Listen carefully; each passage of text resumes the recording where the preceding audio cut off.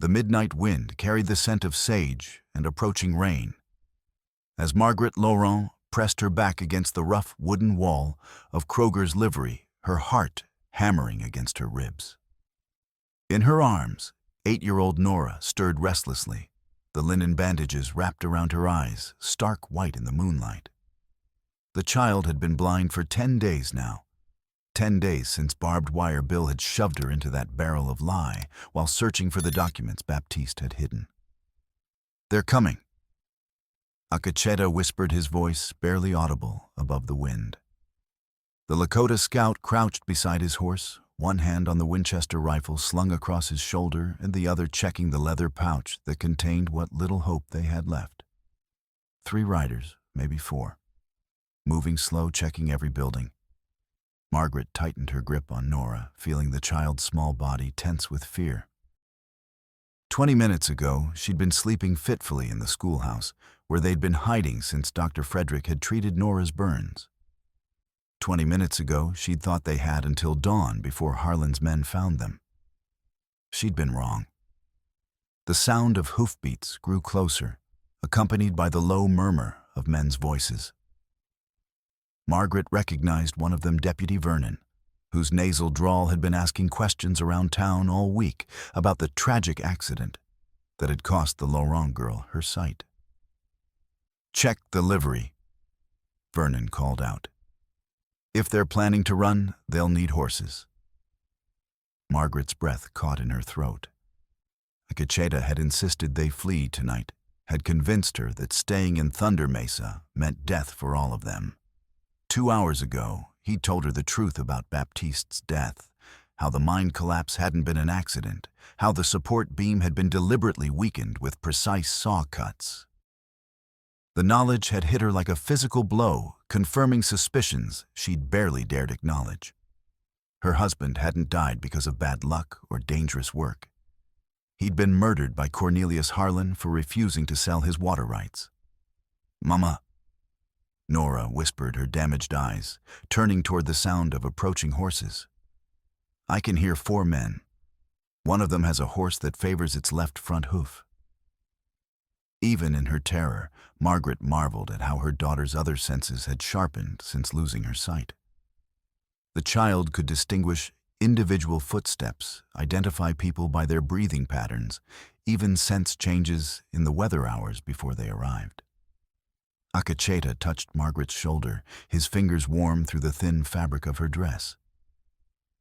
"When I give the signal, mount up. Don't look back, don't stop for anything. Ride hard toward the North Ridge, I'll catch up." "I'm not leaving without you," Margaret hissed. "You will, if it means saving her." Akacheta replied, his dark eyes meeting hers with an intensity that made her chest tighten. There was something in his expression she hadn't seen before, not just determination, but a kind of fierce protectiveness that went beyond mere duty. The memory hit her suddenly 3 days after Baptiste's funeral, when she'd stood in her empty cabin holding the rag doll that had felt different in her hands. Heavier, stiffer. She'd barely begun to examine the neat stitching along Constance's seam when the hoofbeats had announced Bill's arrival. Her fingers had found the oiled leather packet sewn inside the doll's body just as Bill had burst through her door. Documents Baptiste had whispered in her memory. Evidence. Proof of crimes that went back years, payments to cavalry officers, records of staged massacres, names and dates that could topple the territorial government itself. She'd managed to save some of the papers before the lye accident, stuffing them into her apron pocket, as Bill had grabbed Constance and thrown her across the room. But in the chaos that followed, as Nora's screams filled the cabin, and chemical fire ate into tender flesh, the documents had scattered like leaves in a windstorm. Some had been lost, but not all. "There," Vernon's voice cut through her memories. "Light in the livery window. Fresh hay scattered around. Somebody's been here recent." Akacheta's hand tightened on his rifle. "Now," he breathed. Margaret lifted Nora onto the waiting horse, a sturdy mare that Heinrich Kroger had agreed to lend them in exchange for 2 months' teaching wages. The animal stood steady as she mounted behind her daughter, her own horse, a gelding with intelligent eyes and strong legs, shifting nervously beside them. The livery door crashed open, flooding the building with yellow lamplight. Margaret caught a glimpse of Vernon's thin face beneath his hat. Brim saw the glint of metal as he drew his Colt revolver. Well, he drawled. Mrs. Laurent, out awful late for a woman with a sick child. Acacheta stepped into the light, his Winchester held casually, but ready. Evening, deputy. Nice night for a ride. Vernon's 3 companions spread out behind him, men Margaret recognized as local toughs who'd sold their loyalty to Harlan's gold. Their hands rested on their gun butts, fingers twitching with nervous energy. Mr. Harlan's been worried about you, ma'am. Vernon continued, his pale eyes fixed on Margaret. Thinks maybe you need some help taking care of the little girl. What with her condition and all. My daughter is fine, Margaret said, surprised by the steadiness of her own voice. We don't need Mr. Harlan's help. Now that's where you're wrong. Vernon's smile was cold as winter moonlight. See, Mr. Harlan's got legal papers saying he's the girl's guardian now. Your husband's debts, you understand. Makes everything nice and official. Margaret felt rage building in her chest, like pressure in a steam boiler. Those papers are forgeries. Prove it, Vernon replied. But you can't, can you? Not without certain documents that might have been in your possession. The implication was clear. They knew about Baptiste's hidden evidence, knew that Margaret had managed to save some of it. But they didn't know how much or where she'd hidden what remained. Enough talk, one of Vernon's men said, stepping forward with his gun drawn. We got orders to bring them back, alive if possible. Acacheta moved faster than Margaret would have thought possible. His rifle came up in one fluid motion, the barrel swinging toward the nearest gunman. I wouldn't, he said quietly. The man hesitated, suddenly aware that the Lakota scout's weapon was trained on his chest, while his own gun was only half drawn. You're outnumbered, Indian, Vernon said. 4 to 1, even you ain't that good. Maybe not, Acacheta agreed. But I can kill 2 of you before you drop me. Question is which 2 want to die for Harlan's gold. Margaret saw uncertainty flicker across the men's faces. They'd signed on to intimidate civilians and maybe rough up a few witnesses.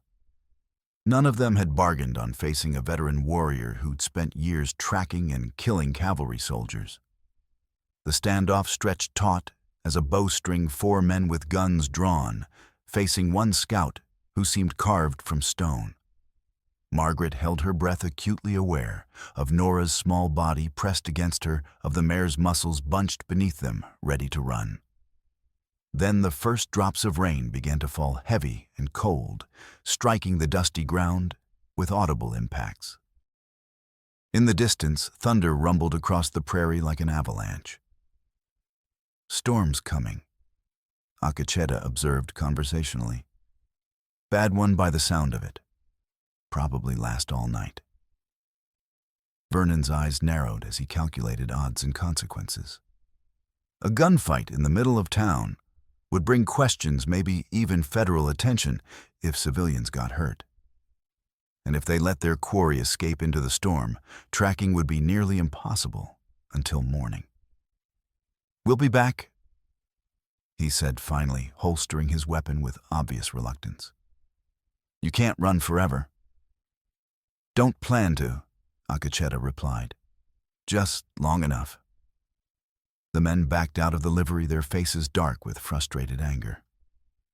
Margaret waited until the sound of hoofbeats faded before allowing herself to breathe again. That was too close, she whispered. It was a warning. Akacheta said, swinging onto his own horse with fluid grace.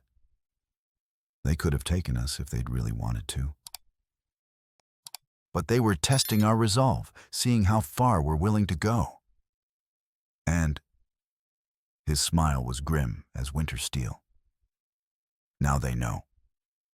They rode north through the strengthening storm, leaving Thunder Mesa's false-fronted buildings behind for the vast emptiness of the high plains.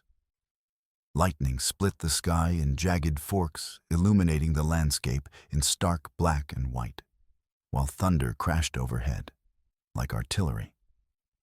Margaret hunched over Nora, trying to shield her daughter from the worst of the rain. The child bore the misery with typical stoicism, her small hands gripping the saddle horn, while water streamed down her bandaged face. "How much farther?" Margaret called to Akacheta, who rode beside them with his hat pulled low against the weather. 10 miles to the canyon system," he replied. "Maybe 12 in this weather. But we need distance between us and town before we rest." The storm intensified as they climbed into rougher country, where prairie grass gave way to broken ground studded with sage and juniper. The horses picked their way carefully over stones slick with rain, their hooves sliding on wet rock, while their riders clung to saddles that grew increasingly treacherous. Margaret's mind drifted back to happier times as they rode through the nightmare landscape. She remembered Baptiste teaching Nora to read beside their cabin's fireplace, his patient voice guiding their daughter through simple words while lamplight flickered on the pages. She remembered Sunday picnics beside Willow Creek, when her biggest worry had been whether the fried chicken would stay warm long enough for them to find the perfect spot. Those days seemed like another lifetime now, another world. "Tell me about the spring," she called to Akacheta during a brief lull in the storm. "The place we're going." His voice carried clearly through the rain-washed air. "My grandmother called it the place of healing waters. She brought women there when their children were sick, when birth came hard, when grief was too heavy to bear alone. Will it help Nora?" Akacheta was quiet for so long that Margaret thought the storm had swallowed her question. When he finally answered, his words carried the weight of old wisdom and hard-earned experience. "The water contains minerals that can reduce inflammation, help damaged tissue heal. A metallic-tasting warmth folks believed soothed swelling and cleaned wounds. A metallic-tasting warmth folks believed soothed swelling and cleaned wounds, things the earth draws up from deep places where healing lives.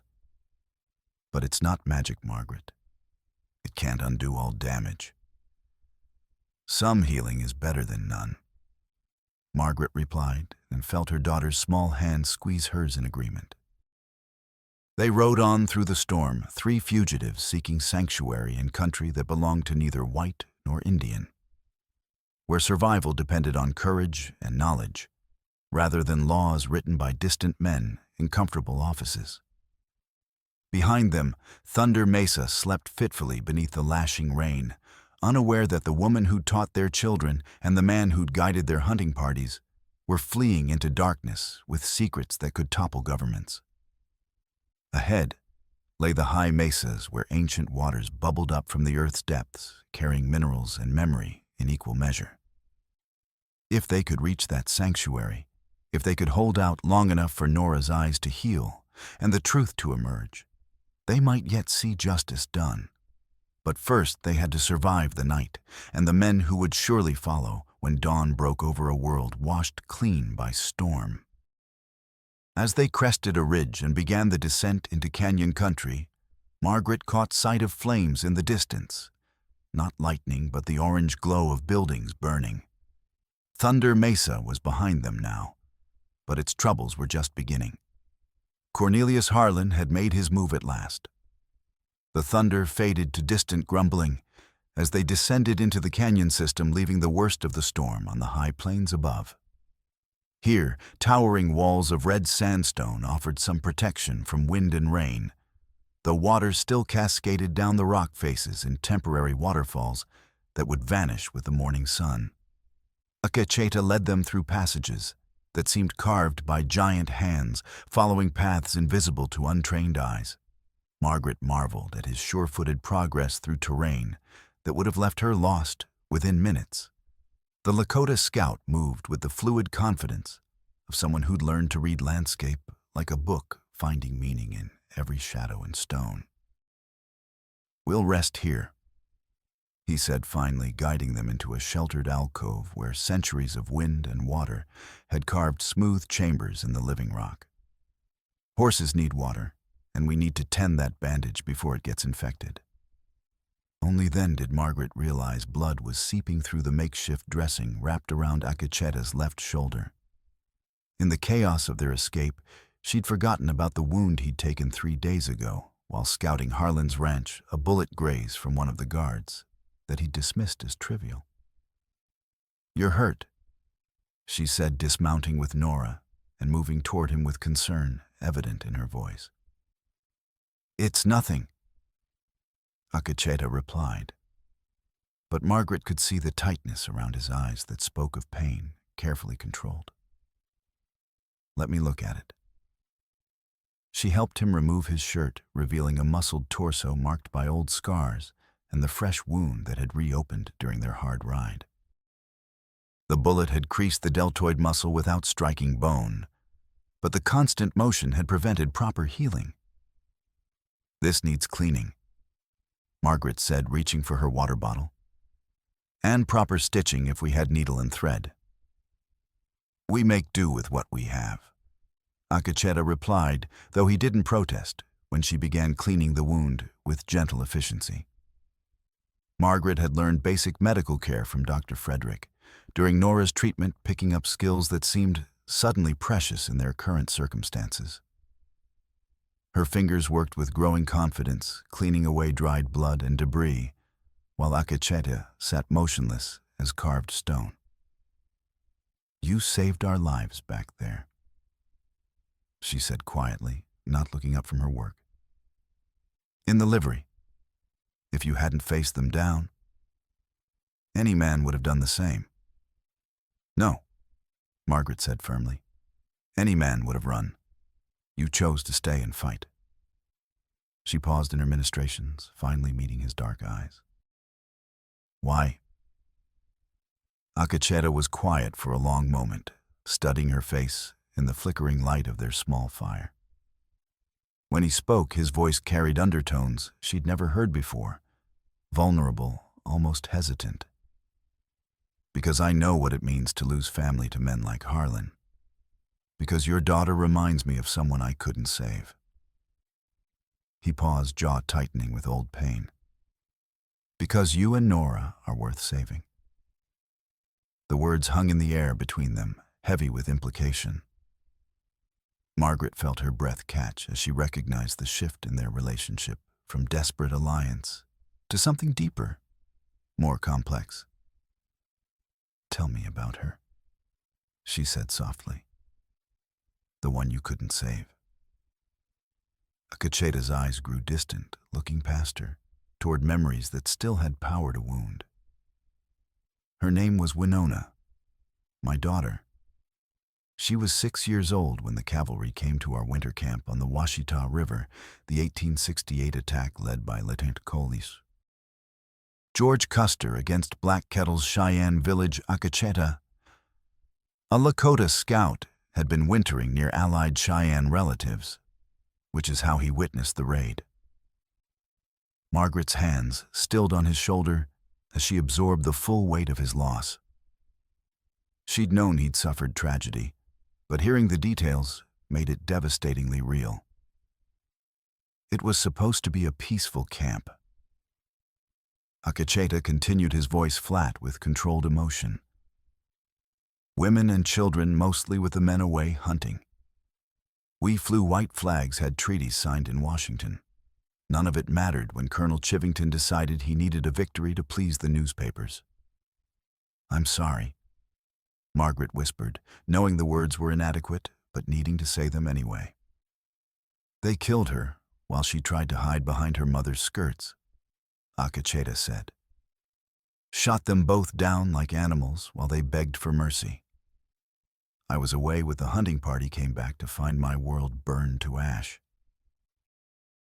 Margaret finished cleaning his wound in heavy silence, her heart aching for the man who'd lost everything, and somehow found strength to care about her family's fate. She understood now why he'd been willing to risk so much for strangers, why he fought with such desperate intensity. He was trying to save the children he couldn't protect before. The men who did it, she asked carefully. What happened to them? Akacheta's smile was winter sharp. I hunted them, one by one across 3 territories in 4 years. Some fought, some ran, some begged. All of them died. Margaret felt a chill that had nothing to do with the canyon's cool air. This quiet man who showed such gentleness with Nora had blood on his hands, probably more than she wanted to know about. Does that frighten you? He asked, watching her face carefully. Margaret considered the question seriously. By all rights, she should be terrified of this man who spoke so casually of tracking down and killing soldiers. But when she looked at him, holding her daughter with infinite care, she felt only gratitude for the protector who'd appeared when they needed him most. No, she said finally. It doesn't frighten me. Maybe it should, but it doesn't. Something shifted in Akacheta's expression, surprise perhaps, or relief, that she hadn't condemned him for his past. Your husband was a good man, he said quietly. He deserved better than what Harlan gave him. Baptiste always said the measure of a man wasn't how he died, but how he lived. Margaret secured the fresh bandage around Akacheta's shoulder with careful precision. I think he would have liked you. They settled into comfortable silence, after that listening to water drip from stone ledges and the distant rumble of thunder moving east across the plains. Nora had curled up in her blankets near the fire, exhausted by the night's journey, but peaceful in a way she hadn't been since the accident. She's getting stronger, Akacheta observed, watching the sleeping child. She has to be, Margaret replied. We all do. As she spoke, the sound of distant hoofbeats echoed off canyon walls, faint but unmistakable, growing steadily closer. Their pursuers had found their trail despite the storm. Akacheta was moving before the echoes died, checking his rifle and counting cartridges with practiced efficiency. How many? He asked Nora, who'd awakened at the first sound. The child tilted her head, concentrating with the intensity of someone whose life depended on her remaining senses. 6 men, she said after a moment. Maybe 7. One of them is on a horse that breathes heavy, probably winded from the hard ride. Margaret felt her stomach drop as she realized their brief respite was over. Harlan's men had followed them through the storm, guided by determination and the promise of gold for their quarry's capture. Can we outrun them? She asked. Akacheta shook his head grimly. Not with my shoulder and tired horses. But this canyon has advantages they don't know about. He turned to Margaret with sudden intensity. Do you trust me? With our lives, she replied without hesitation. Then get ready to run when I give the word. And whatever happens, don't look back. The hoofbeats grew louder, accompanied now by the sound of men's voices calling to each other as they navigated the narrow passages. Margaret recognized Barbed Wire Bill's gravelly tone, along with voices she didn't know professional gunmen hired for their skill rather than their local knowledge. They're close, Bill called out. Can't be more than a quarter mile ahead.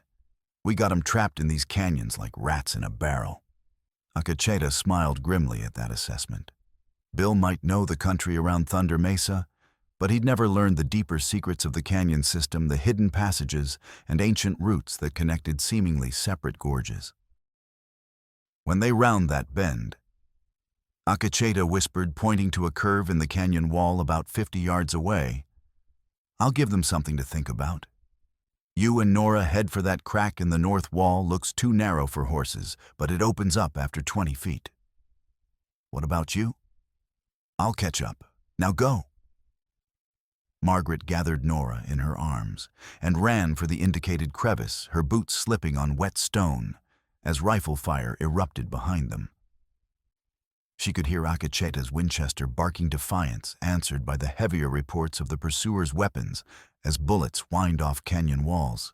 The crack in the rock face was barely wide enough for her shoulders, forcing her to turn sideways and push through with Nora pressed against her chest.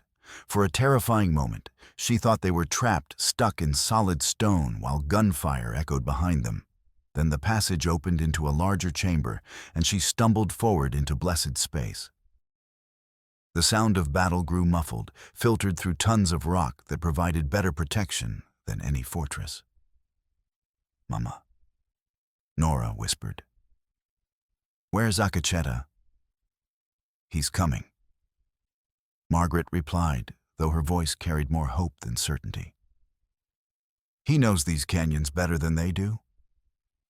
Minutes crawled by like hours as they waited in the echoing darkness.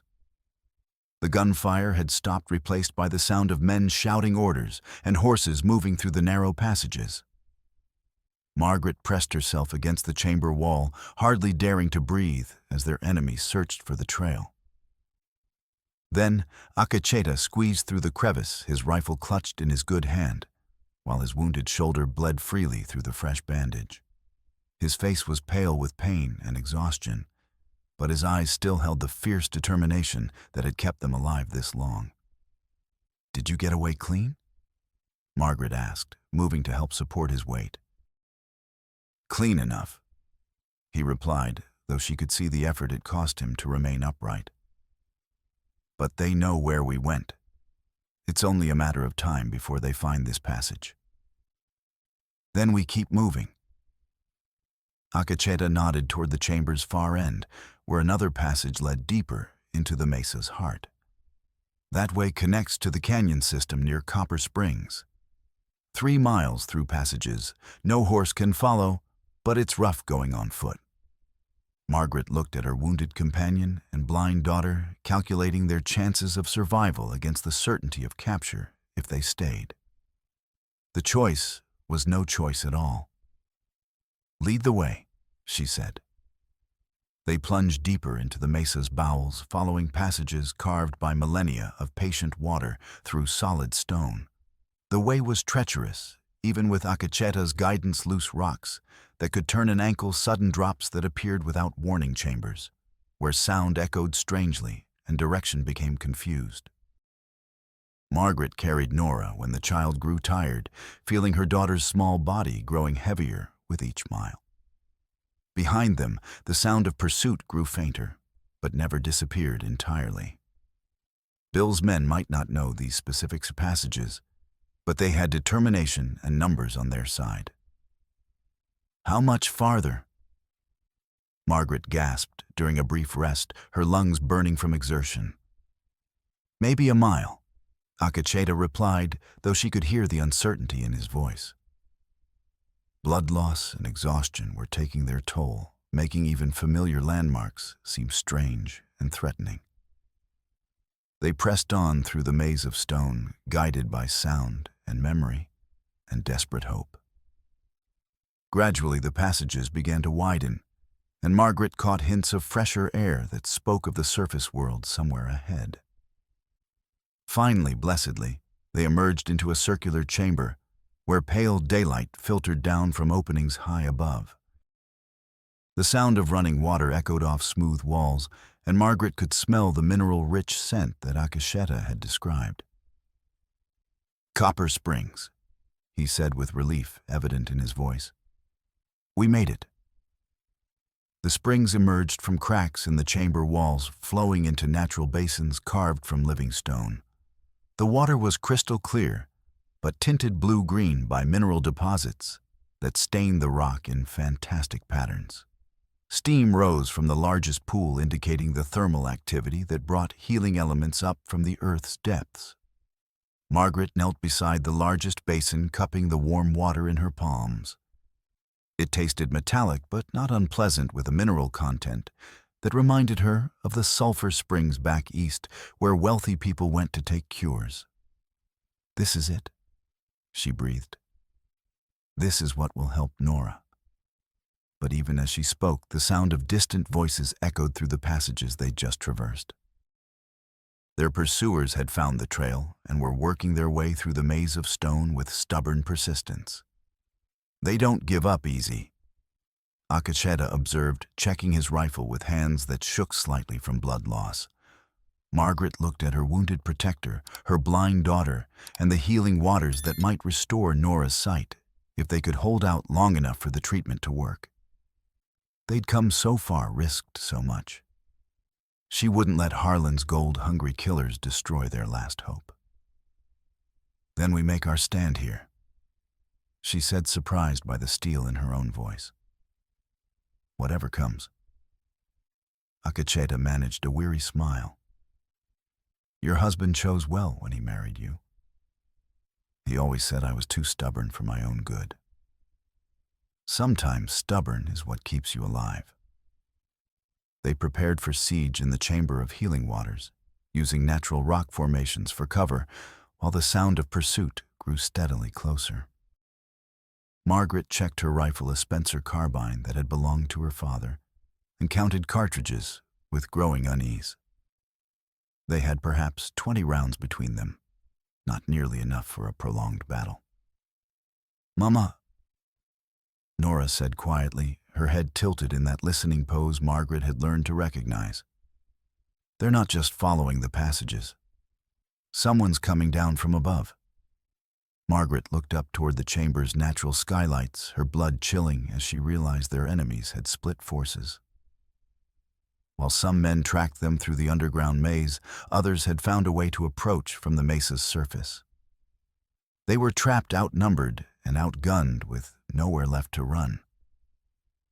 But as she knelt beside the springs that might heal her daughter's eyes, Margaret Laurent felt something she hadn't experienced since Baptiste's death, a fierce protective rage that burned away fear and doubt like fire consuming dried grass. Let them come, she thought. Let Harlan's killers try to take what remained of her family. They'd learn what happened when they pushed a mother past the point of retreat. The first rope dropped through a skylight opening, and Margaret raised her rifle with steady hands. The battle for Copper Springs began at dawn, with the first rope-borne attacker sliding down through the natural skylight, just as the sun painted the chamber walls in shades of gold and crimson. Margaret Spencer barked once the heavy bullet taking the man in the shoulder and sending him tumbling into the largest thermal pool with a splash that sent mineral-rich water cascading across the stone floor.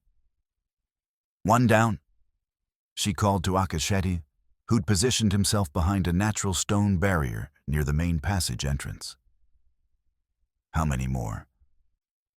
"Too many," he replied grimly, his Winchester speaking with measured precision as shapes appeared in the passage mouth.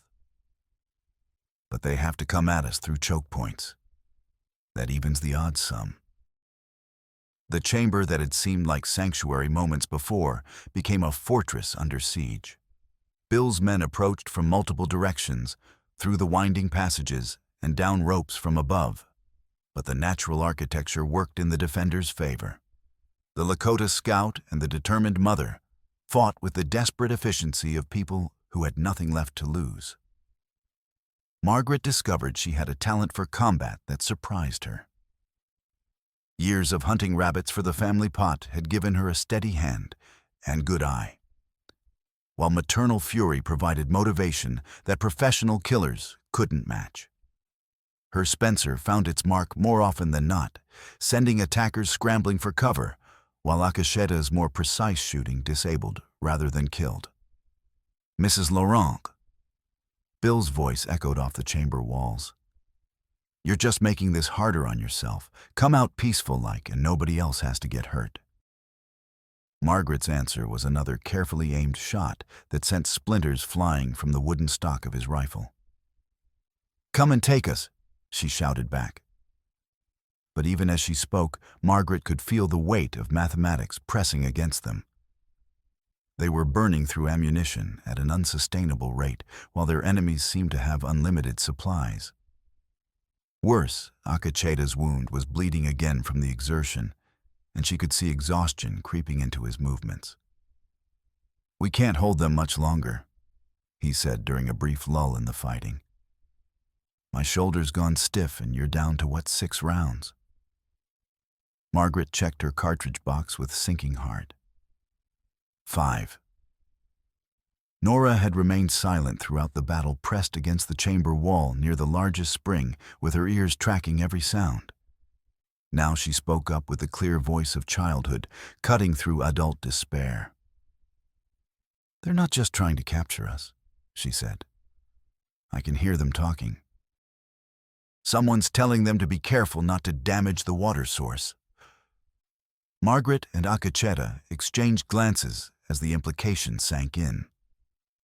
Harlan's men weren't just trying to silence witnesses, they were trying to claim the springs for their employer.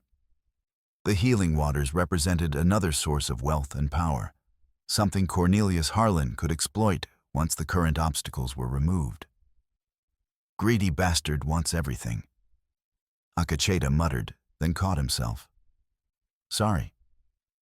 "Don't apologize for truth," Margaret replied. "The question is what we do about it."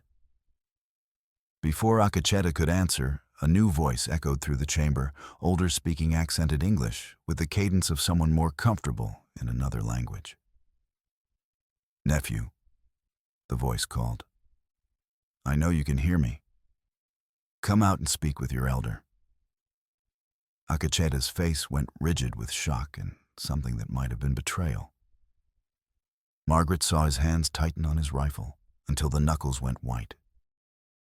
"Who is that?" she asked. "My uncle, Akacheta," replied, his voice flat with controlled emotion. "Standing Buffalo. I thought he died at Washita with the others." The elderly Lakota's voice came again, closer now, carrying the authority of age and tribal position. "You cannot win this fight, boy. Come out now, and perhaps the woman and child will be allowed to live." "You were there," Akacheta called back, pain evident in his voice despite his efforts to control it. "When the cavalry came, you knew they were coming." "I knew what was necessary for our people's survival," Standing Buffalo replied. "Better to bend than to break. Better to live on our knees than die on our feet." Margaret felt sick as she understood the implication. Akacheta's own uncle had betrayed the Washita camp, trading Lakota lives for promises of safety from the cavalry. Now he was doing the same thing again, serving Harlan's interests in exchange for gold and protection. "You sold our family's blood," Akacheta said, his voice carrying across the chamber with terrible intensity. "For what, white man's promises that aren't worth the paper they're written on?" "For survival," Standing Buffalo shouted back. "Something you never learned? Always fighting, always resisting, never understanding that the old ways are dead." Margaret saw Akacheta's inner struggle play out across his features. Love for family warring with rage at betrayal, grief for the lost, mixing with fury at those who'd caused that loss. She reached out and touched his good shoulder, offering what comfort she could. "Whatever he was to you," she said quietly, "he's not that person anymore. He's made his choice." Akacheta nodded slowly, coming to the same bitter conclusion. "Yes," he said, "he has." The old man's voice came again, closer and more urgent. "Last chance, nephew. Surrender now, or watch the white woman and her cub die slowly." Akacheta's response was to raise his Winchester and fire through the passage opening.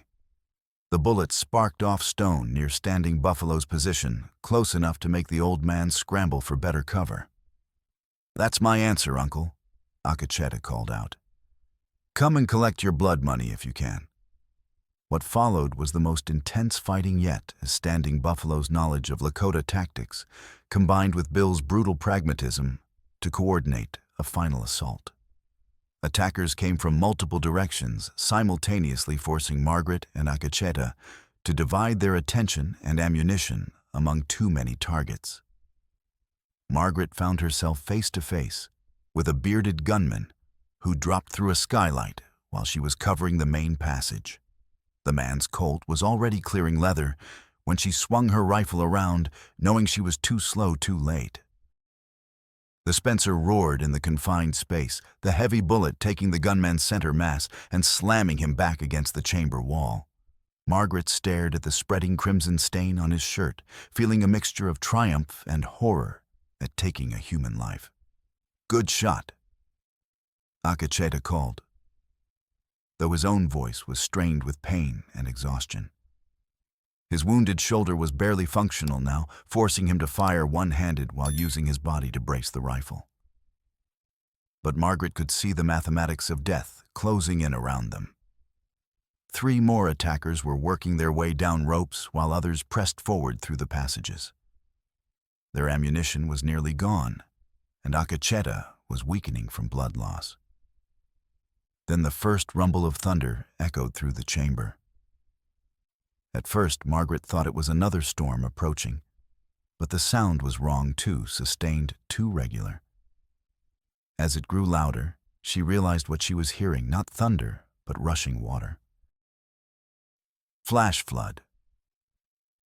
Akacheta breathed understanding immediately.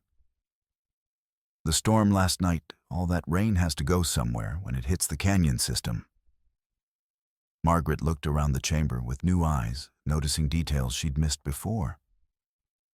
Watermarks on the walls showed where floods had reached in the past, sometimes filling the entire space to within feet of the skylights. The springs themselves were part of an ancient drainage system that channeled runoff from the high mesas down through the rock. "How long?" she asked. "Minutes, maybe less. When it hits, this whole chamber will be underwater."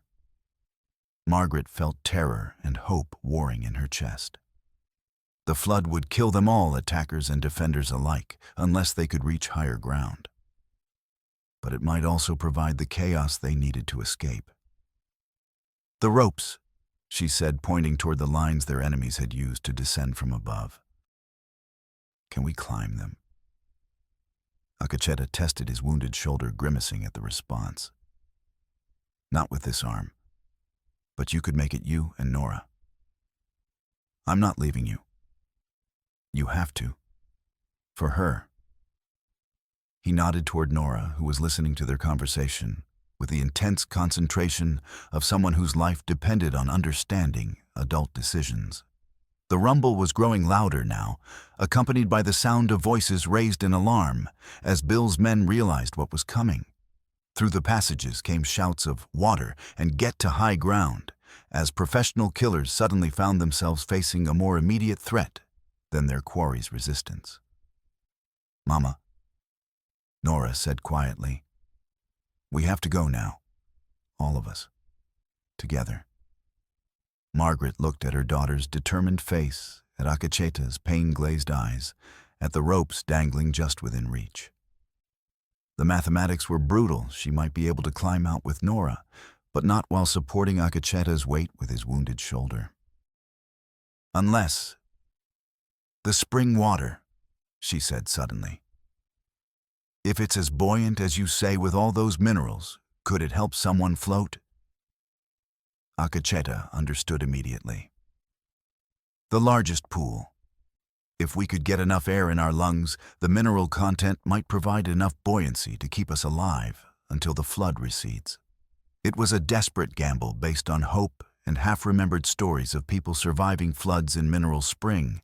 Elders said the water's heat and taste of iron took the sting out of burns and kept rot away. But it was better than certain death on the chamber floor. Margaret gathered Nora in her arms and waded into the largest thermal pool, feeling the warm water rise around her legs. The mineral content was indeed substantial. She could feel the difference in density, the way the water seemed to push back against her body. Akacheta followed his rifle held high to keep it dry as long as possible.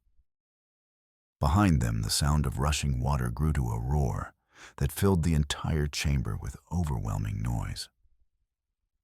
"Deep breath," Margaret told Nora, pulling her daughter close. "Hold it as long as you can." The flood hit with the force of a locomotive, a wall of water that burst through every passage simultaneously and filled the chamber in seconds. Margaret felt herself lifted and tumbled the warm spring water, mixing with cold flood runoff, in a chaos of currents and debris. She held Nora tight against her chest, feeling the child's small body rigid with fear, but trusting. Somewhere in the swirling darkness, she caught glimpses of Akacheta, his dark hair streaming behind him as he fought to stay afloat with one functional arm. The water rose and rose, carrying them up toward the chamber ceiling where air pockets provided blessed moments of breathing space. Margaret's lungs burned with the effort of holding her breath, but the mineral-rich water did indeed seem more buoyant than ordinary flood runoff. Around them, the sounds of other struggles echoed off the flooded chamber walls. Bill's men had been caught by the same flood, and not all of them were as fortunate in their choice of refuges. Margaret heard screams cut short, the sound of bodies slamming against stone walls, the desperate thrashing of men who'd never learned to swim. Time became meaningless in the aquatic chaos. Margaret's world narrowed to the feel of Nora's heartbeat against her chest and the burn in her lungs, the desperate search for air pockets in the flooded chamber. Twice she nearly lost consciousness, saved only by chance encounters with debris that provided momentary support. Then, as suddenly as it had come, the water began to recede. The flood drained away through hidden channels, leaving behind a chamber scoured clean and littered with debris. Margaret found herself deposited on a ledge she hadn't noticed before, gasping for air while Nora coughed up mineral-tinted water beside her. "Akacheta!" She called, her voice echoing strangely in the transformed space. "Here," came the weak reply from across the chamber. The Lakota scout was clinging to a rock formation near what had been the main passage, his face pale with exhaustion and pain, but his eyes still alert. Of their attackers, there was no sign except for bodies floating face down in the remaining pools. The flood had been an equal opportunity killer, claiming Bill's men with the same indifference it had shown the defenders. Margaret helped Nora to her feet, checking her daughter for injuries with hands that shook from reaction and exhaustion. The child seemed unharmed, except for scrapes and bruises, though her bandages would need changing once they found dry cloth. "Are you all right?" Margaret asked. Nora nodded, then tilted her head in that listening pose. "The water sounds different now. Cleaner, like it washed away something that was making it sad." Margaret wasn't sure what to make of that observation, but she helped her daughter pick their way across the debris-strewn chamber to where Akacheta waited. The scout's shoulder wound had reopened during the flood, but the mineral water seemed to have had a cleansing effect on the injury. "Can you travel?" Margaret asked. "Have to," Akacheta replied. "More of Harlan's men will come when these don't report back. We need to be far away when they arrive." They gathered what supplies they could salvage from the flooded chamber, mostly ammunition and a few pieces of dry cloth for bandages. The healing springs still bubbled up from their sources, seemingly unaffected by the violence and chaos that had erupted around them. Margaret knelt beside the largest pool and carefully unwound Nora's damaged bandages. The child's eyes were still swollen and discolored, but she could see hints of improvement, less inflammation, better color in the surrounding tissue. "The water did help," she breathed. Even that little bit of exposure made a difference. "The healing takes time," Akacheta said. "Days, maybe weeks. But if we can stay safe long enough..." He didn't need to finish the thought. They all understood that safety was still a distant hope as long as Cornelius Harlan had resources and determination to hunt them down. Margaret soaked clean cloth in the mineral-rich water and rewrapped Nora's eyes with careful precision. The child submitted to the treatment with patience beyond her years, understanding that their survival might depend on the healing these ancient waters could provide. "Where do we go now?" Margaret asked as they prepared to leave the chamber.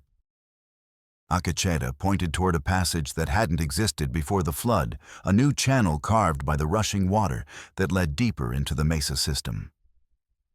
"That way connects to the high country above Sage Creek," he said. "From there we can reach the territorial capital, find someone with authority to hear what we have to say." "And if no one will listen?" Akacheta's smile was grim but determined. "Then we make them listen. Your husband left evidence, didn't he, papers that could bring down the whole corrupt system?" Margaret nodded, thinking of the documents she'd managed to save from Baptiste's hidden cache. "Some of them. Enough to prove conspiracy if we can find honest men to hear the evidence. Then we keep moving until we find those honest men, however long it takes." They set off through the new passage, 3 survivors of a war they'd never wanted to fight, but couldn't afford to lose. Behind them, the healing springs continued their ancient work, patient as stone, enduring as hope itself. Ahead lay the uncertain path to justice, where words would prove mightier than guns and truth would finally have its chance to triumph over greed. The real battle was just beginning. The journey to the territorial capital took 8 days of careful travel through country that grew more civilized with each mile. They moved mostly at night, avoiding main roads and settlements where Harlan's influence might reach. Akacheta's shoulder healed slowly, but steadily, aided by daily applications of mineral water they'd carried from the springs in salvaged containers. More remarkably, Nora's eyes showed steady improvement. By the 4th day, she could distinguish light from shadow with growing precision. By the 7th, she could make out shapes and movement well enough to walk without constant guidance. "It's working," Margaret whispered on their final night of travel as she watched her daughter trace letters in the dirt with a stick. The movements were uncertain, guided more by memory than clear sight, but they represented hope made manifest. "She's strong," Akacheta observed, settling beside Margaret with his arm finally free of its sling. "Like her mother." Margaret felt warmth spread through her chest at the compliment, though she tried to keep her voice neutral. "Baptiste always said stubbornness was our family's greatest virtue and worst flaw. In country like this, stubbornness keeps you alive." They'd grown closer during the long journey, drawn together by shared danger and the quiet intimacy of nights spent around hidden campfires. Margaret found herself acutely aware of Akacheta's presence, marked the way he moved with economical grace, the careful attention he paid to their surroundings, the gentle patience he showed with Nora's questions and observations. More than once she'd caught herself studying his profile in the firelight, wondering what it would be like to trace the strong line of his jaw with her fingertips. The thought always made her look away, heat rising in her cheeks as she reminded herself that such considerations were premature at best. But the feelings were there, growing stronger each day, despite her efforts to maintain proper distance. "Tomorrow we reach the capital," Akacheta said, as if reading her thoughts. "Once we present your evidence to the federal authorities, everything changes. For better or worse. That depends on whether there are still honest men in positions of power." Margaret pulled her shawl closer against the night chill, thinking about the papers she'd safeguarded through flood and flight. Baptiste's evidence was damning detailed records of payments to cavalry officers' correspondence, discussing the deliberate provocation of Indian conflicts, even copies of orders authorizing attacks on peaceful camps. If the right people saw those documents, they could bring down not just Cornelius Harlan, but the entire network of corruption that had enabled his crimes. If the wrong people saw them, what if they're all corrupt? She asked. What if there's no one left to trust? Lakota was quiet for a long moment, studying her face in the dying firelight. When he spoke, his voice carried absolute conviction. Then, we make new trust. Build something better from the ruins of what failed. He paused, reaching out to touch her hand with gentle fingers. Some things are worth fighting for, even when the odds seem impossible. Margaret felt her breath catch at the contact, simple though it was. Baptiste used to say that hope was the most dangerous emotion because it made you believe in possibilities that might not exist. And what do you think? Margaret turned her hand over, palm up, so their fingers could intertwine properly. I think hope is what keeps us human when everything else tries to make us into animals. They sat in comfortable silence after that hands joined, while their daughter slept peacefully nearby. Above them, stars wheeled in their ancient patterns, indifferent to human struggles, but somehow reassuring in their permanence. Tomorrow would bring whatever it brought. Tonight they were alive and together and closer to justice than they'd been since Baptiste's murder. It was enough. It had to be. The territorial capital sprawled across a river valley like an ambitious child's toy town. All raw lumber and grand intentions, barely contained by the wilderness pressing in from every direction. Federal buildings stood cheek by jowl with saloons and gambling houses, while muddy streets teemed with politicians, lobbyists, miners, and merchants, all seeking their fortune in the territory's growing prosperity. Margaret had never seen so many people in one place, and the noise was overwhelming after days of wilderness silence. Nora pressed close against her mother's side, her improving vision allowing her to take in the bustling scene with wonder and apprehension. "Where do we start?" Margaret asked as they made their way through the crowded streets. "Federal courthouse," Lakota replied, though his voice carried uncertainty.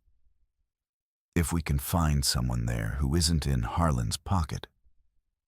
They found the courthouse easily enough, an imposing stone building that projected stability and permanence, in stark contrast to the temporary nature of most territorial construction. But getting inside proved more complicated than expected. "You got business here?" asked the deputy marshal who blocked their path at the main entrance. His eyes took in their travel-stained clothes and obvious exhaustion with professional suspicion.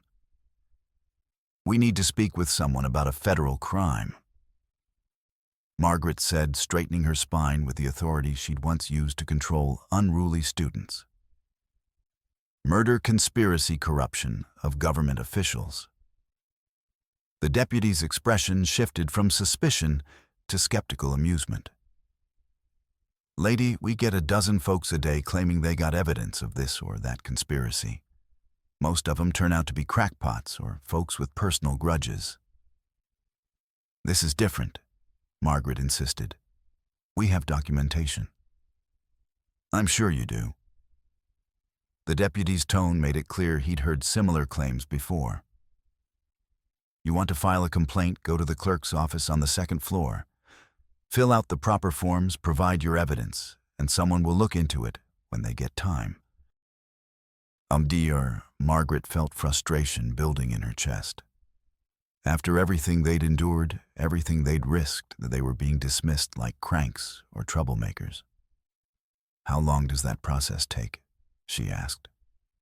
The deputy shrugged. "Depends. Could be weeks, could be months. Federal bureaucracy moves slow." Margaret was about to argue further when Nora tugged on her sleeve. "Mama," the child whispered. "That man behind the desk, he's scared. I can hear it in his voice."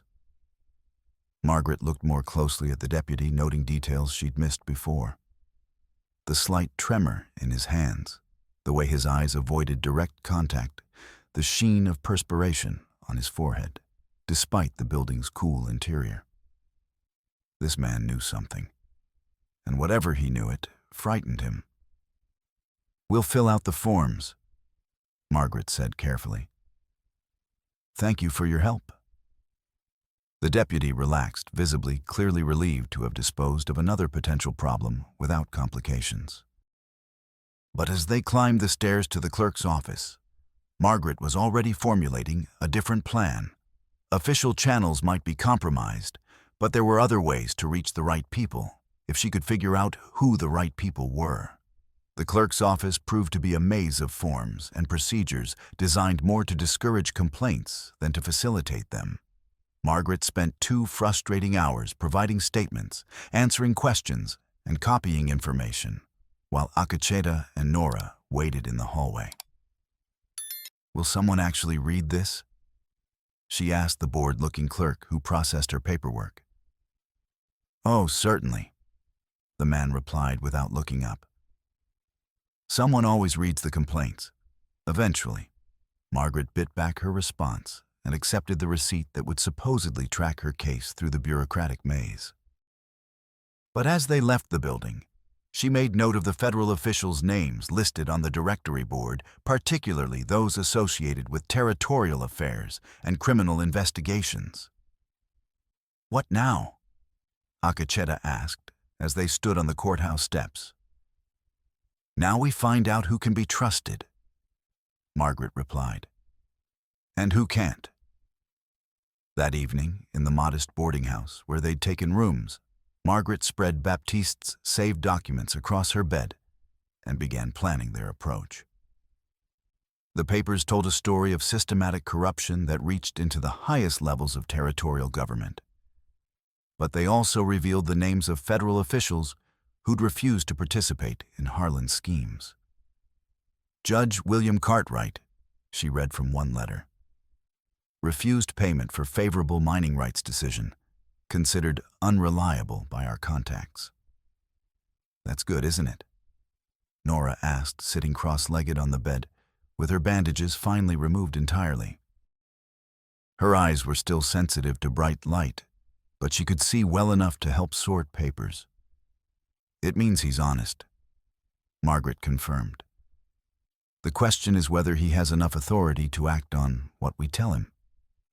Akacheta studied another document, a territorial marshal's report about Indian troubles that bore little resemblance to the peaceful reality he'd witnessed. This one mentions resistance from Marshal Samuel Wade, says he asks too many questions about civilian casualties.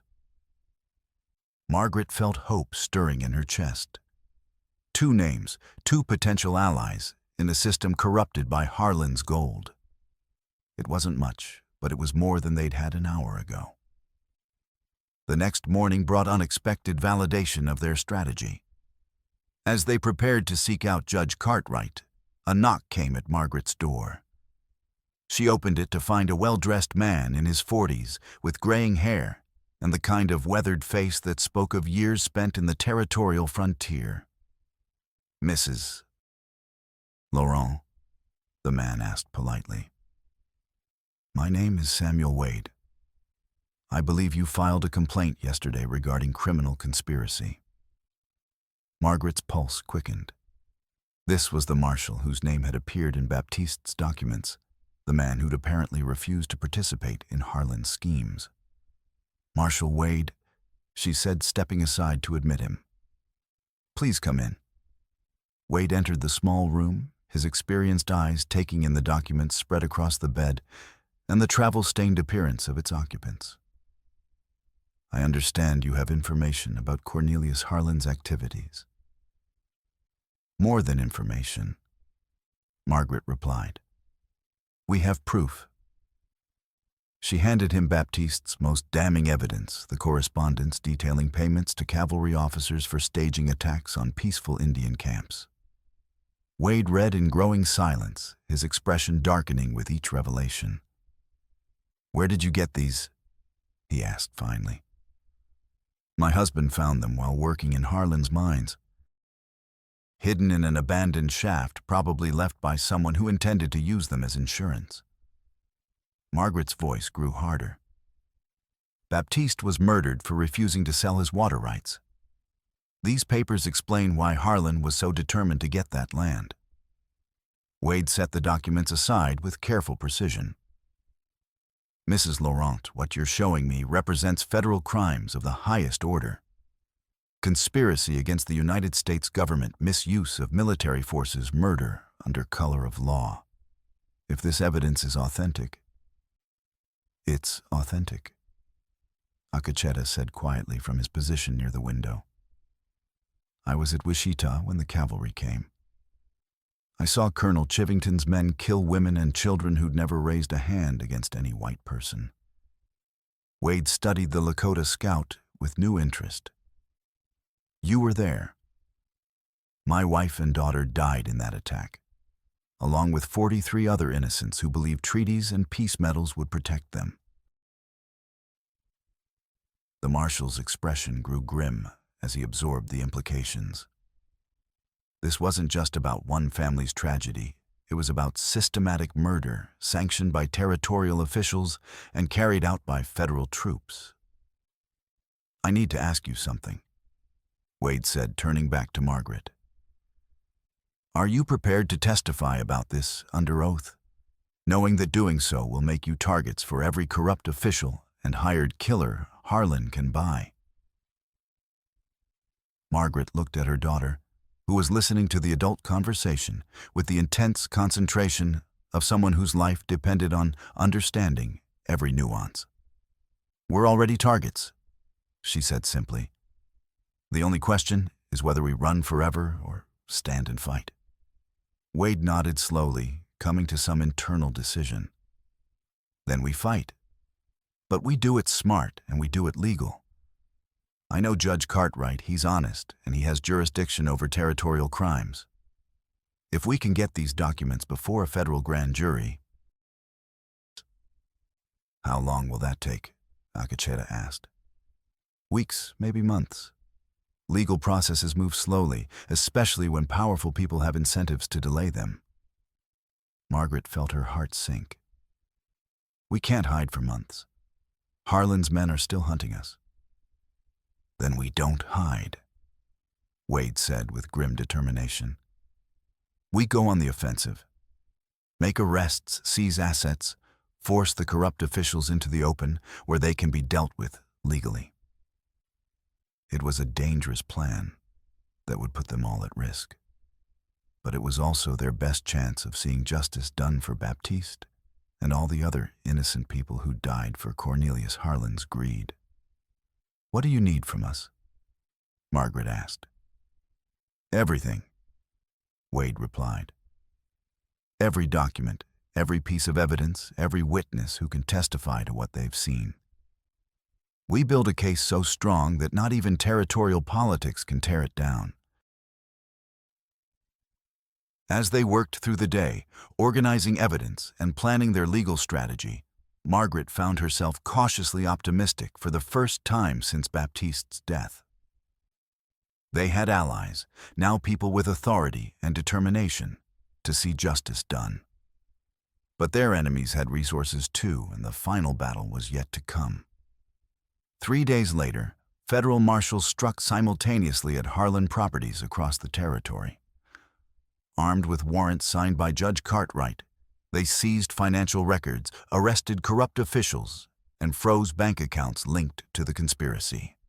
The raids were coordinated with military precision, designed to prevent destruction of evidence or flight by key suspects. Margaret watched from the courthouse steps as the first wagon loads of confiscated documents arrived under heavy guard. Months of meticulous planning had paid off, they had Harlan's organization caught in a legal web that would be difficult to escape. It's working, she breathed to Akacheta, who stood beside her with satisfaction evident in his dark eyes. The easy part is working, he corrected. Now comes the hard part, making it stick in court. He was right, of course. Harlan still had lawyers and political connections, still commanded loyalty through fear and gold. The legal battle would be brutal, with no guarantee of victory. But they'd taken the first crucial step, bringing the conspiracy into the light, where it could be fought on equal terms. As evening fell over the territorial capital, Margaret tucked Nora into bed in their boarding house room and prepared for whatever morning would bring. Her daughter's eyes were nearly healed now, vision restored well enough to read and write with only minor difficulty. The healing waters had worked their miracle, just as Akacheta had promised. "Mama," Nora said sleepily, "are we going to win?" Margaret smoothed her daughter's hair with gentle fingers. "I don't know, sweetheart, but we're going to try our best." "That's what Papa would have wanted, isn't it? For us to try our best?" Margaret felt tears prick her eyes as she remembered her husband's stubborn integrity, his refusal to compromise with evil, even when it cost him everything. "Yes," she whispered. "That's exactly what he would have wanted." Through the thin walls of the boarding house, she could hear Akacheta moving around in the adjacent room, preparing for another day of testimony and legal maneuvering. Soon this would all be over one way or another, and they would have to decide what came next. But that was tomorrow's concern. Tonight they were alive and safe and closer to justice than they'd ever been. It was enough. It had to be. The trial of Cornelius Harlan and his co-conspirators began on a crisp October morning, 6 months after the raids that had shattered his criminal empire. The territorial courthouse was packed beyond capacity, with spectators spilling out onto the street to catch whatever news they could from the proceeding inside. Margaret sat in the front row with Nora beside her, both dressed in their finest clothes for the occasion. Her daughter's eyes had healed completely, though she would always be sensitive to bright light and would need spectacles for reading. The improvement was miraculous enough to satisfy any mother. Akacheta occupied the seat to Margaret's left, uncomfortable in a borrowed suit, but determined to see the legal process through to its conclusion. His testimony about the Washita massacre had been crucial in establishing the federal government's case against the territorial officials who'd authorized it. At the defendant's table, Cornelius Harlan maintained his composure with the practiced ease of a man who'd bought his way out of legal trouble before. His expensive lawyers flanked him like protective walls, their briefcases bulging with motions and objections designed to delay and obfuscate. But the prosecution had advantages that money couldn't buy truth and witnesses willing to risk everything to tell it. Federal prosecutor Daniel Morrison rose to present his opening statement. The evidence folder in his hands, representing months of painstaking investigation. "Gentlemen of the jury," he began, his voice carrying clearly through the packed courtroom, "you will hear evidence of crimes so calculated and systematic that they represent nothing less than a conspiracy against the United States government itself." He gestured toward the defendant's table, where Harlan and 7 co-conspirators sat in various states of defiance and fear. These men used their positions of trust to enrich themselves through murder fraud and the deliberate provocation of conflicts that cost innocent lives. They turned federal troops into instruments of private gain, staged massacres to cover land grabs, and eliminated anyone who threatened to expose their crimes. Morrison's opening statement laid out the scope of the conspiracy in devastating detail. This wasn't just about Baptiste Laurent's murder or the attack on his family. It was about a systematic subversion of justice that had infected the territorial government at its highest levels. When he finished, Harlan's lead attorney rose with the smooth confidence of someone accustomed to making juries forget inconvenient facts. "Gentlemen," Harrison Blackwood said, his voice rich with manufactured sincerity, "you're going to hear a great deal of inflammatory rhetoric in this courtroom. But when you examine the actual evidence, not the speculation and hearsay, but the documented facts, you'll find that my clients are guilty of nothing more than trying to bring order and prosperity to a lawless territory." It was a skillful opening that painted the defendants as misunderstood public servants rather than criminals. But Margaret had faith that the evidence would speak louder than legal rhetoric. The first witness was Marshall Wade, who testified about the scope of the investigation and the systematic nature of the crimes they'd uncovered. His testimony was precise and professional, establishing the legal framework for everything that would follow. But it was Margaret's testimony that truly electrified the courtroom. "Mrs. Laurent," Prosecutor Morrison said gently, "please tell the jury about the night your daughter was injured." Margaret's voice was steady as she recounted the attack on her home, the search for Baptiste's hidden documents, the accident that had cost Nora her sight. The courtroom was absolutely silent as she described her daughter's screams, the desperate flight to find healing, the siege at Copper Springs that had nearly claimed all their lives. "And during all of this," Morrison continued, "did you ever doubt that these were anything more than random acts of violence?" "No," Margaret replied firmly. "From the moment my husband died, I knew we were being hunted by people who would stop at nothing to protect their secrets." Blackwood's cross-examination was brutal but ineffective. He tried to paint Margaret as an unreliable witness, driven by grief and revenge. But her steady responses and obvious integrity made his attacks seem cruel rather than convincing. Acacheta's testimony proved even more damaging to the defense. His first-hand account of the Washita massacre, combined with the documentary evidence showing how it had been planned and covered up, painted a picture of systematic murder that left even Harlan's lawyers scrambling for responses. "You claim to have killed several cavalry officers in revenge for this alleged massacre," Blackwood said during cross-examination. "Doesn't that make you a murderer yourself?" "Yes," Acacheta replied without hesitation. "But I killed soldiers who were armed and fighting. They killed women and children who were begging for mercy. The law may not recognize the difference, but any decent person should." The courtroom erupted in murmurs at that response, and Margaret could see several jurors nodding in agreement, despite the judge's calls for order. But the most dramatic moment came when Judge Cartwright himself took the unprecedented step of testifying about the corruption he'd witnessed in the territorial government.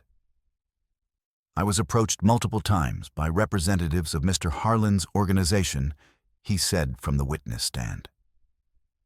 "They offered substantial payments in exchange for favorable rulings in land disputes and mining claims. When I refused, they made it clear that my position might be in jeopardy if I continued to be uncooperative." The judge's testimony revealed the full scope of Harlan's influence, showing how he'd systematically corrupted or intimidated anyone who might oppose his plans. The defense case was thin by comparison, consisting mainly of character witnesses who testified to Harlan's philanthropy and business acumen, while carefully avoiding the specific charges against him. When Harlan himself took the stand, his polished facade cracked under Morrison's relentless questioning. "Mr. Harlan," the prosecutor said, "do you deny that you ordered the sabotage of the mine shaft that killed Baptiste Laurent?" "I absolutely deny it," Harlan replied, but sweat was beading on his forehead despite the courtroom's cool temperature. "Then how do you explain the expert testimony about the saw marks on the support beam? The testimony of witnesses who saw your men near the mine site on the night before the collapse?"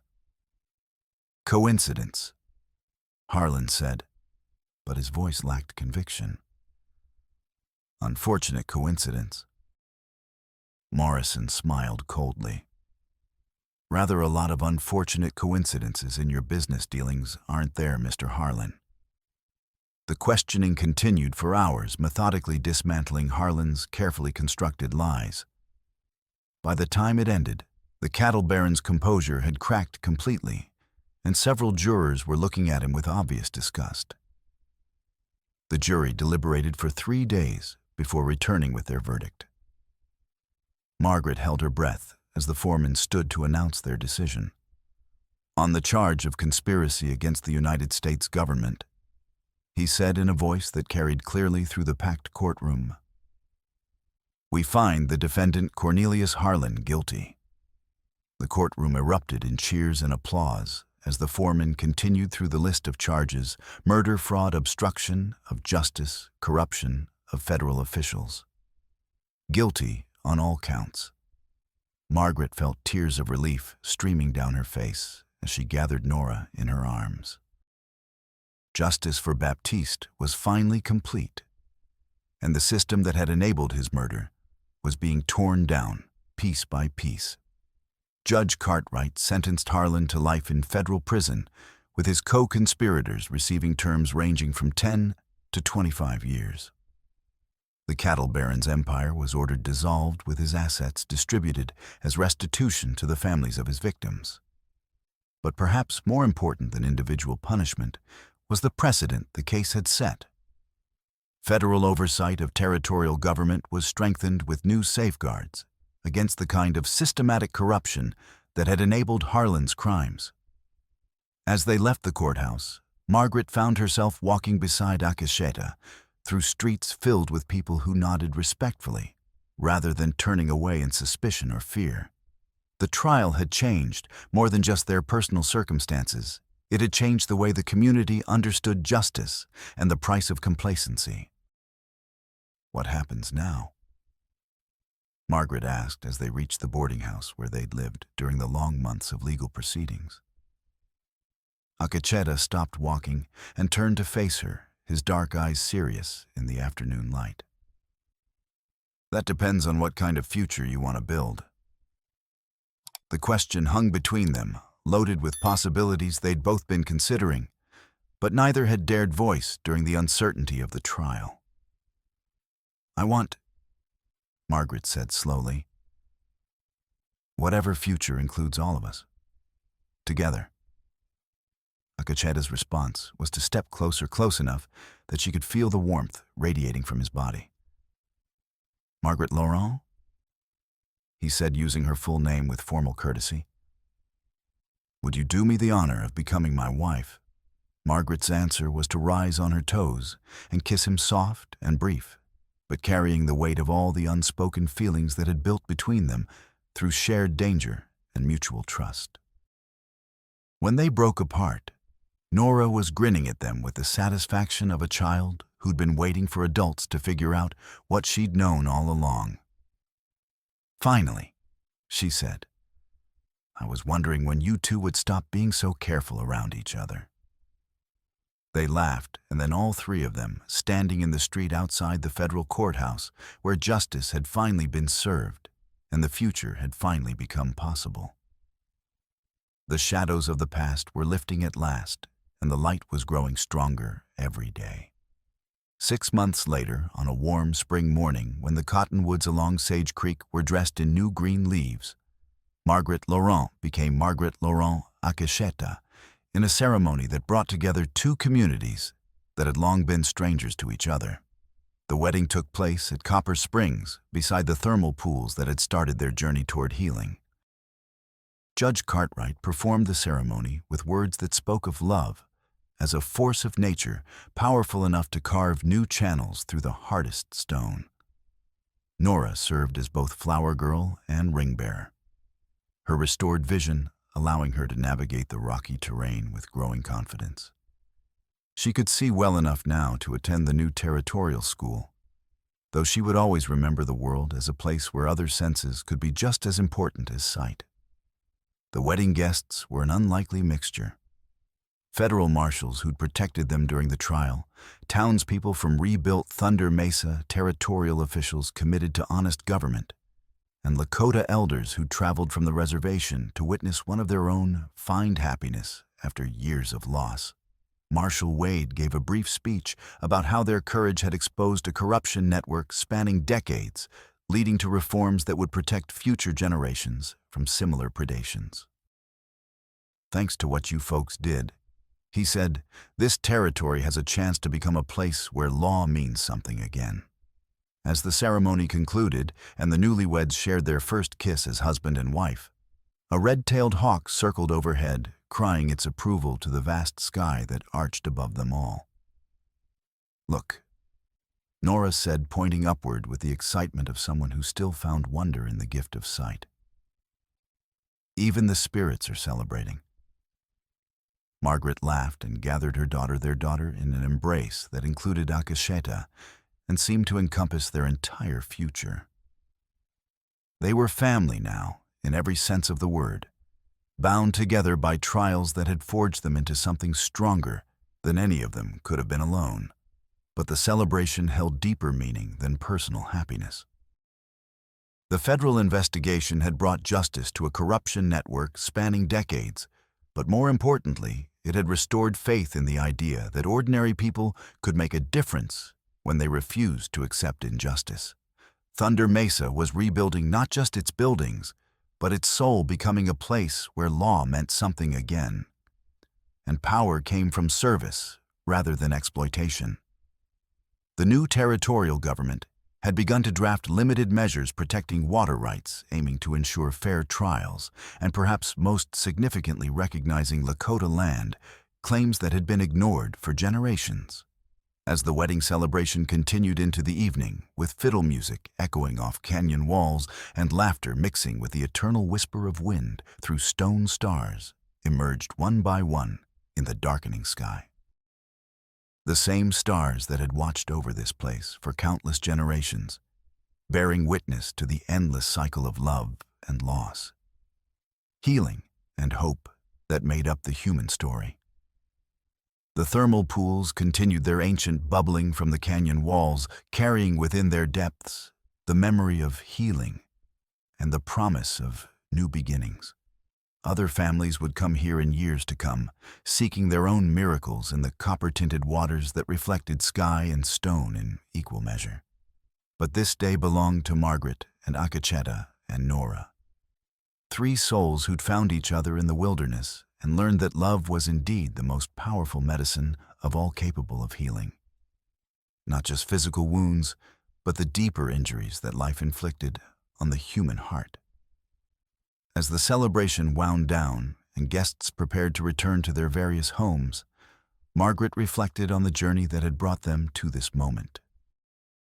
It had begun with a desperate mother's love for an injured child, but had become something much larger, proof that courage could indeed triumph over cruelty, that hope could survive even the darkest circumstances, that justice, however delayed, would eventually find its way.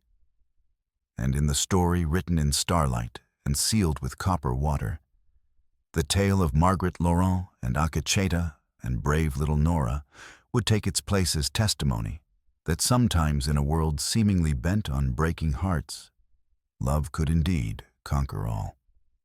The shadows had lifted at last, and the light was growing stronger every day.